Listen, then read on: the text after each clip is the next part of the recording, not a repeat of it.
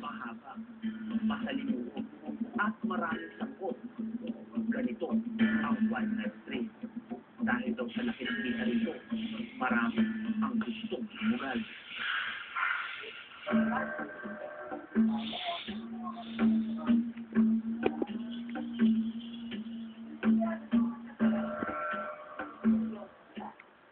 Ang mga miyembro ng tribong Palawan ng mga natibo, sanay mabuhay sa kagubatan at dito nila kinukuha ang lahat ng kanilang mga pangangailangan. Wala mo naman trabaho. Ito, nagkakainin na lang. Nagtaring ito ng kahoy, saging. Ipinakita sa amin ni Rialdo kung paano inakyat ang isang napakataas na puno para manguha ng Kiyaw o Philippine Hill Mina. Para may kapasitan lang na yung hindi pa lang kung ano. Ito, kami sa tawalin ng malaki na yung cloud. Dahil malaki-laki ng bayad, umabot na ng mga 250, 100, gano'n.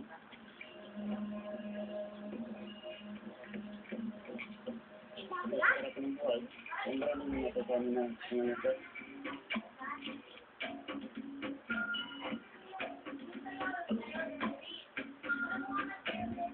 Kapag sinuwerte silang makakuha, dinadala agad nila ito sa pinakamalapit na baryo para ibenta sa mga stalker. Tulad na lang ang nasundan namin kaso. Pagdating namin sa lokasyon, isang hawla ang nadatnan namin sa labas ng bahay at sa loob nito may Yellow. deklaradong endangered na hayop na sa Palawan lamang nakikita. Pero hindi lang yun ang naman ng buko. Isang wala ang bahay na ito. Mayroong dalawang uri ng agila na nakalagay sa mga masikip na hawla. Batang-bata, agila. Dalawang klase ng endangered na mammal. Mga batang leopard cat at isang batang dumon o Asian short-clawed otter. Mayroon din mga halos bagong panganak na mina at mga batang kanaw o holding nakapuno sa maliliit na hawla. Sa ang sulot ng bahay, may hayop kami nilagalaw. May serpent again, may white cat. Mga vulnerable hanggang endangered ang conservation status ng mga karamihan sa mga hayop na nakumpiska. At sinumpronsa ng grupo ang may-ari ng bahay. Yung ibang prasa sa gabi nila, kung yung ano po, talaga po, Binibigta mo po saan? kasi nalang po. Binabantayan natin yung illegal na wildlife trade. So, meron mga species tayo na pwedeng ibenta, at meron din mga species na pinagbabawal natin para ibenta.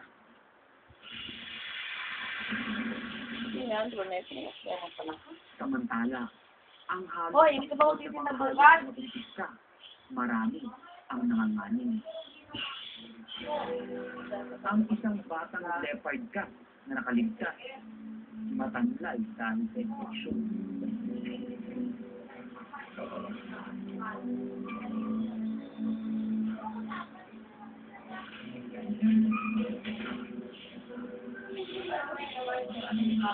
Pero mukhang mas malala pa ang kondisyon ng maliit na dumon.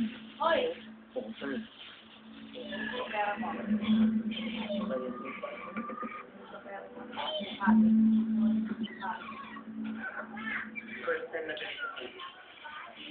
Kasi before malalaki yung ginagawa, but then very low din yung survival. Talagang hindi sila nakapag-adapt sa activity. Malaking kita rin ang dahilan ni Albert kaya siya pumasok sa negosyong wildlife trade. Biyahero naman ang tawag sa kanya. Siya ang isa sa mga nagdadala ng mga hayop mula Palawan papuntang Maynila para ibenta. Ang system kasi kami halos pang 3 tao na Kaya kami, hindi kami nabilis isa lang bumibili sa Nitibo.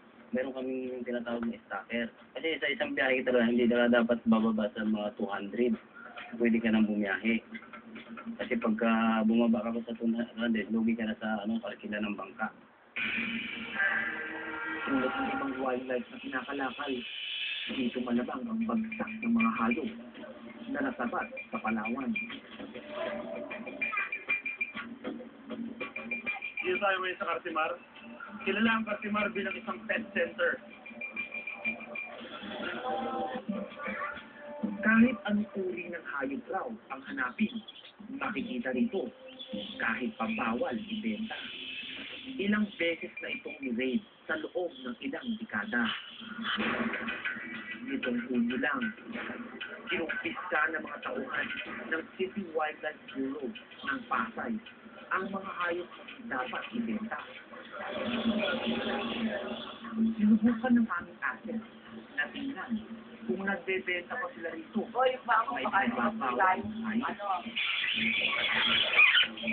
Ang sibo na ito na kinukuha lang sa mga katutubo sa halagang 1 hanggang 300 piso. Ibinibenta sa halagang 2,000 piso o higit pa. Pero nang ako na ang pumasok at nagtanong sa kaparehong tindahan, itinanggi ng tindera na mayroon daw sila nito. May mga exotic birds po ba kayo dito? Wala?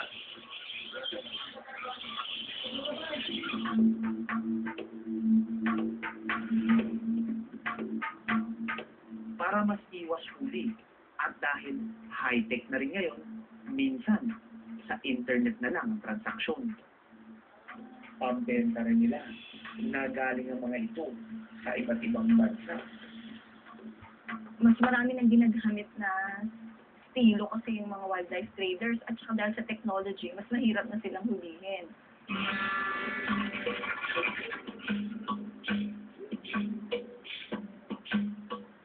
Dahil sa talabak na wildlife, dumarami ang mga hayop na nakaamba ng madagdag pa sa pagkakas o lisahang mga hayop na malapit sa mga. Dapat na nga ba ang tamang edukasyon at kaalaman o dapat pang gawin mas mahigpit ang batas at mas matindi ang parusa para dito?